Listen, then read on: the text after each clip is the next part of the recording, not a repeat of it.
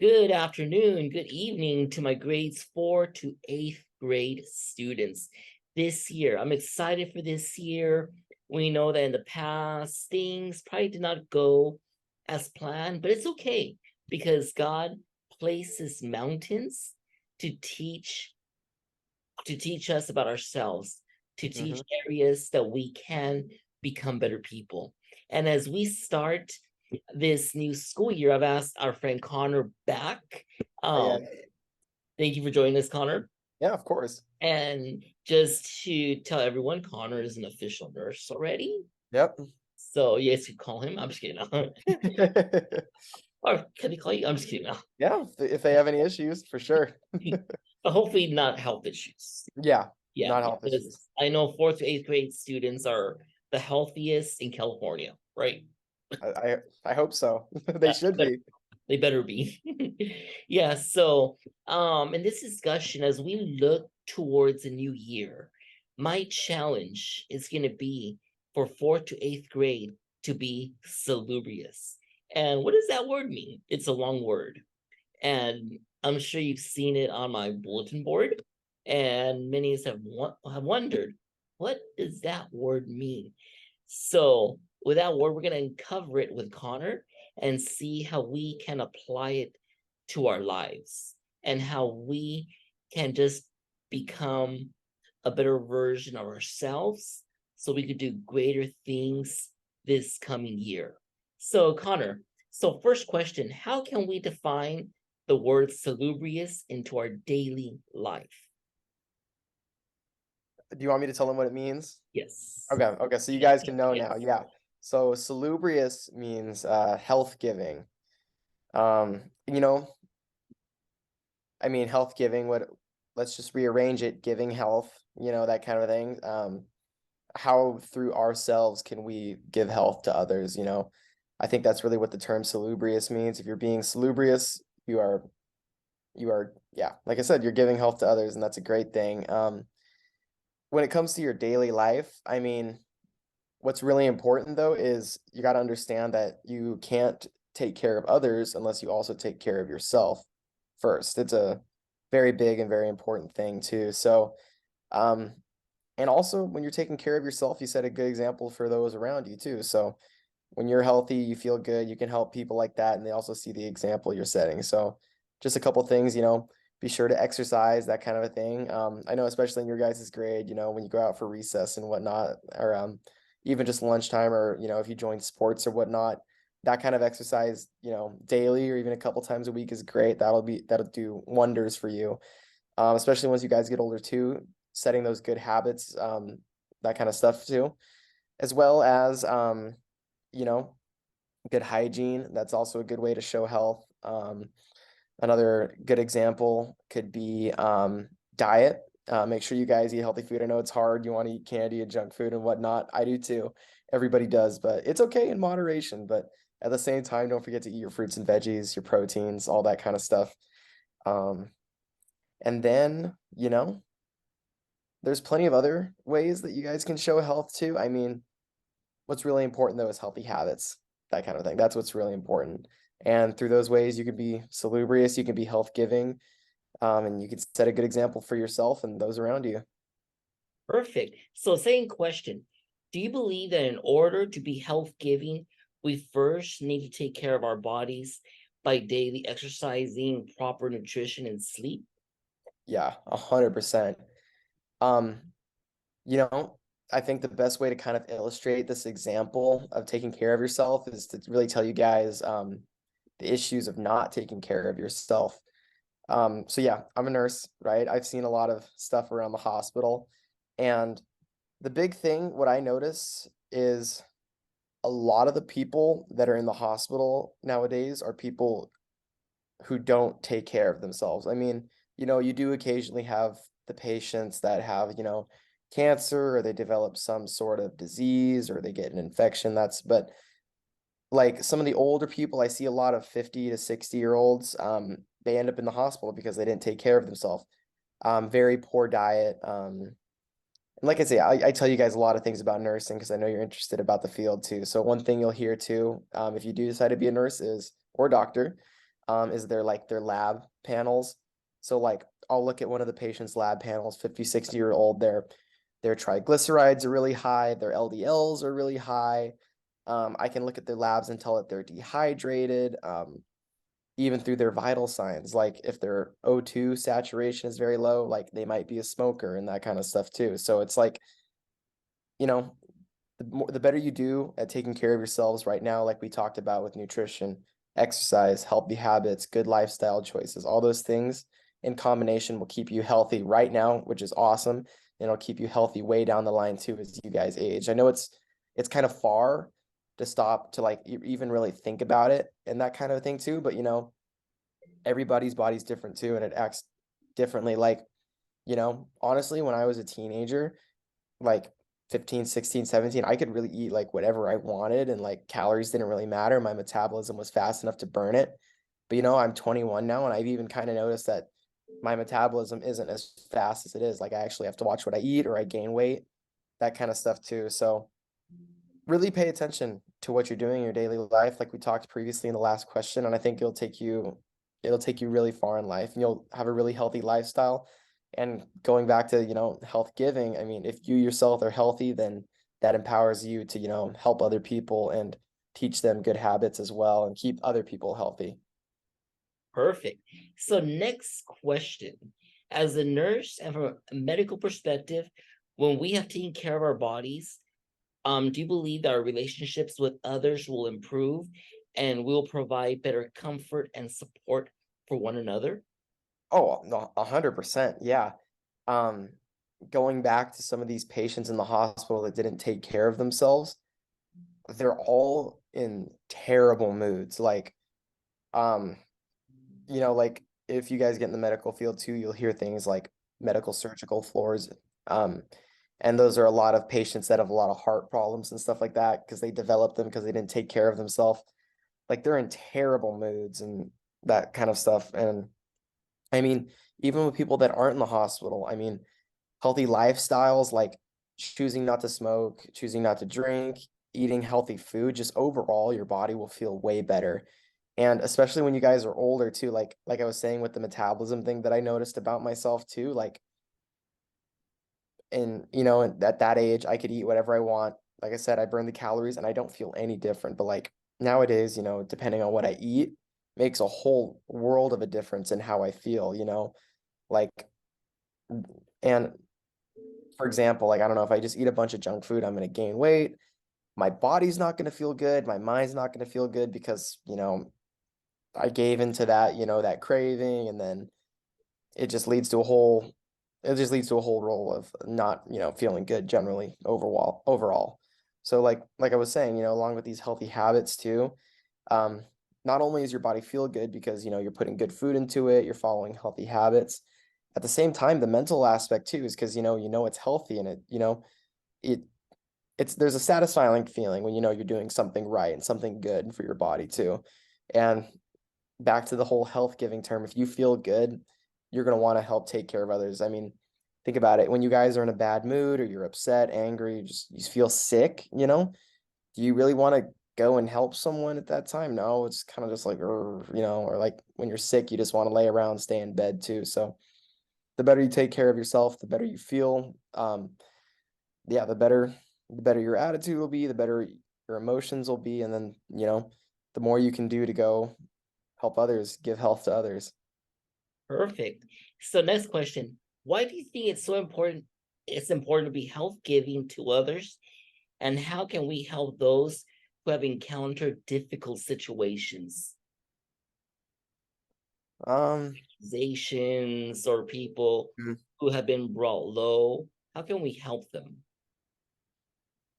you know, I get into a conflict with this kind of thing because what I what it easily can turn into. So the point I'm trying to make here is setting an example. Um, I think that's one of the best ways to help someone. Is setting a prime example. But what it often leads to is people compare.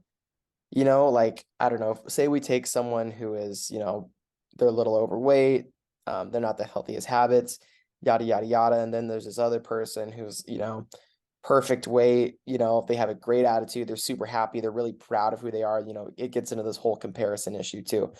But I think setting an example of living a healthy lifestyle is one of the best ways that you can do it. Because I mean, other people will see it. I mean, in a way that you're not flaunting and showing off. If you live a healthy lifestyle, people will be like, oh wow, I was talking with so and so today, and yeah, they're so healthy. They were telling me about their diet. They're doing great.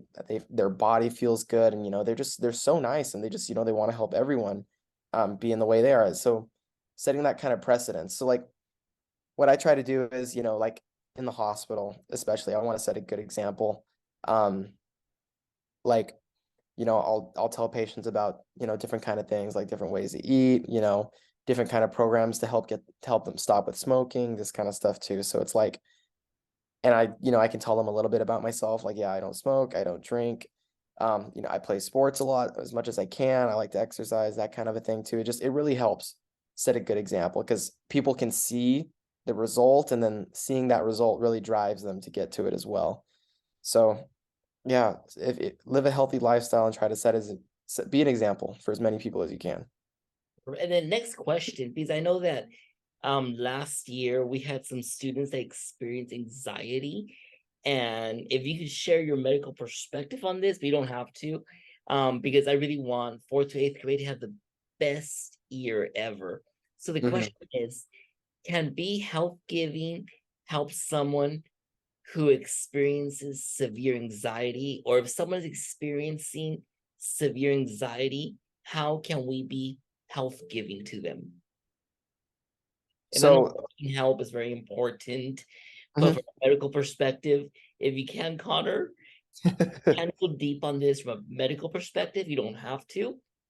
Yeah, And definitely. Connor does too much for me. So yeah, but So I know Mr. G likes to use big terms with you guys, so maybe I'll try to use a few big terms in this if we're gonna get into the medical aspect of it.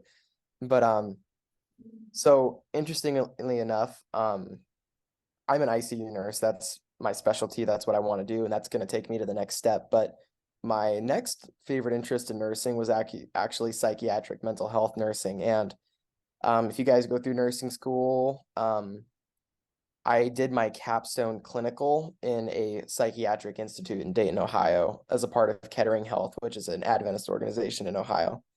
Um, and I got to see a wide array of all kinds of things. You see different kinds of patients, like patients that have schizophrenia, schizotypical, schizoid. Um, they have PTSD, OCD, all sorts of different like mental, diseases, issues, that kind of a thing. And it's really relevant because the one symptom that can be associated with pretty much any sort of like mental illness really is anxiety. It kind of all connects and it all ties into that issue, and it's a very prominent issue. There's a medication that I gave. Well, it's complicated, but we'll just it's a benzodiazepine, and basically it's for anxiety, and it really helps calm your nervous system. Now, people that can't calm themselves down, this medication it acts on their mind and their nerves, and it really helps calm them down overall. Like it's like magic how fast it does it. It's crazy. Um, and yeah, anxiety is a really tough thing. Like I would talk with a lot of the patients about things they are going through and like what led them. Like it's really sad, but a lot of the patients I would see is like post-suicide attempts patients because they had an anxiety attack and the situation in their life, it was just too hard. And the hardest part about psychiatric mental health, especially with nursing, is that you got to talk about these things with them because ignoring the issue is not going to get them over. It's not going to get them over that hump. So I saw a lot of anxiety, and it's really tragic. And similar to like I was saying with the other patients in the hospital on medical surgical floors, um, overall, a lot of these people just didn't take care of themselves in the right way. And that's not being said like it's the situation for all of them. Like people that suffer from schizophrenia at the same time, when they're hearing and seeing things and their brain is showing them just all sorts of like delusions and whatnot, and they get these weird mindsets, like that's not on them, it's again, it's out of their control, that anxiety. But you know, a lot of patients, like I had this one patient with PTSD, and like this there was he had a certain trigger that would cause PTSD. If you guys know what PTSD is, it's post-traumatic stress disorder. So a really traumatic event in your life causes like severe anxiety on the spot. So um like a situation, I mean, I don't want to scare you guys or anything, but it's real world stuff that happens. It's not about this patient. Legally, I can't tell you what happens with this patient, but like, I don't know, say if someone gets raped, in a back alley or something like that, every time like they see a back alley or something like that, it can trigger that stress response and they will freak out and go crazy, like with a severe anxiety attack. Um, and so back to like the patient I was saying, they didn't get raped, but like it was a little bit on their own fault because they kept putting them in a situation, they put themselves in a situation that would elicit that stress response. And I think I was there for 3 weeks, and I think that person got admitted to the unit 2 or 3 times. And every time I'd see them be like, "Oh, what happened?" Talking about the situation. And they were just kind of like, "Oh yeah, like I was over here." And I was like, "Well, why were you in that area? Like the last time we were here, we kind of talked about you need to stay away from those kind of things so it doesn't trigger that response." And they're like, "Yeah, I know, but yada yada yada." It gets really complicated really quick. But back to what I was saying, it's anxiety is a hard thing to deal with, and I think everybody will deal with it at some point in their lives. If you haven't yet, then you probably will at some point. And if you already know what anxiety is like, I'm really sorry because it's a really hard thing. And if you don't know how to manage it, I feel even more sorry for you. But yeah, especially when you have anxiety or you're trying to handle someone with anxiety, what's really important, I think, so I want to word this correctly for you guys, but being health giving is very important. Like I was saying, setting your precedents and whatnot, all those healthy habits, those will really help with anxiety, like unbelievable amounts of anxiety. But the main thing that I've noticed in people that suffer from chronic anxiety, um, they don't have a solid foundation or faith belief in their life. There's no central thing for them to focus on. Keyword. Um, yeah, so like, okay, so I can mention this, like a lot of the people I see in the hospital, they feel hopeless, they feel doomed, especially in that psychiatric ward that I was in. Hopeless, doomed, anxiety ridden. There's nothing better. Like their life is going downhill and there's no way out of this. And now, I mean, take into perspective now everything that we know and believe about God and about Jesus. You know, it's not the end. We live in a sin-ridden world. Satan is trying every single day to, get at us and, tempt us and pollute our minds. And we believe in Jesus, we do good things, we believe in it, we follow his commandments and what he taught. And at the end of the line, it's not the end, when we die, we go to sleep and then we'll be resurrected and go to heaven in the second coming. Or Jesus might even come soon enough to the point where we don't have to die. We hear the trumpets from the it's from the east, right? Trumpets from the east. Yes. Yeah. We hear the trumpets from the east, we turn, the clouds part, and Jesus is there to take us into heaven. You know?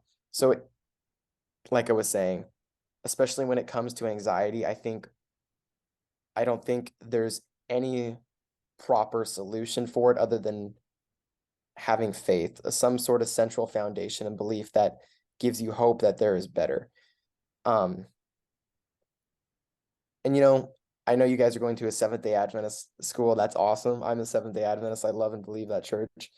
But even, with like Catholicism or Judaism or Islam or Buddhism, a lot of these religion, well, actually, I don't think Buddhism teaches in a second life. That's incorrect. So sorry about that. But like I was saying, there's having that thought and that knowledge that there's something more does wonders for anxiety. All the worry and the stress and that kind of stuff really goes away. I wish you could almost prescribe Jesus to someone. It'd be so much easier with a lot of stuff. But yeah, I think it goes with a lot of people that I see that are unhappy, and hopeless in the hospital too. They just don't have that central faith foundation or belief that there is better, that there is more, that there is a way to get better, and it's not the end of the line for them, especially with that. So having that central faith belief, I think if any of you guys are suffering from anxiety, will do wonders. It'll do amazing things for you. And then, like I said too, if you, like we were saying earlier with the whole health giving term too, if you guys set that examples and you be proud Christians, proud Seventh-day Adventists, or proud Catholics, whatever you do, if you set the example that you have a strong central faith, foundational belief in Jesus Christ, that he's going to save you, that sets other people will notice that 100%. They'll be like, oh yeah, so and so is such a strong believer, and I never see them worry or stress because they always say that there's better, there's more, there's a second coming of Jesus. And especially with the people that are desperate and they feel like there's nothing else, any option's a good option. And if they see a good example, you never know, you might even bring people to Jesus, which is an amazing thing. So other than physical health, you'll also be showing them mental and spiritual health, it's just as important too, and emotional health. So even then, Mr. G has told me a lot about you guys, how you guys are good, and you're always asking questions, and he's got a lot of strong believers in Jesus in his class, which is an amazing thing. So really focus on that, learn more about Jesus, and be proud of who you are, be proud of your religion too, and be an example in your religion and your church day in and day out, and people will notice it 100%. And like I was saying before too, you're not showing off in any way. You're proud of who you are, who you represent, which is Jesus Christ. And I think showing Jesus Christ is the best way you can be health giving. Perfect, man. Connor, thank you so much for your time. This means Yeah. a lot. Thank you. And as we end, any closing words for today's grade being health giving this coming year? I know you said a lot. Yeah. Yeah, but just kind of words on being health giving. Just really, like I was saying before too, before you can be a good example, you got to learn how to be a good example. So you got to learn all the healthy habits too, like we were talking about, diet, exercise, beliefs and stuff like that too. So really figure out who you are, what you believe, and really focus on Jesus too. So yeah, before you can be an example, you got to learn first and learn how to be an example, learn what Jesus wants you to learn.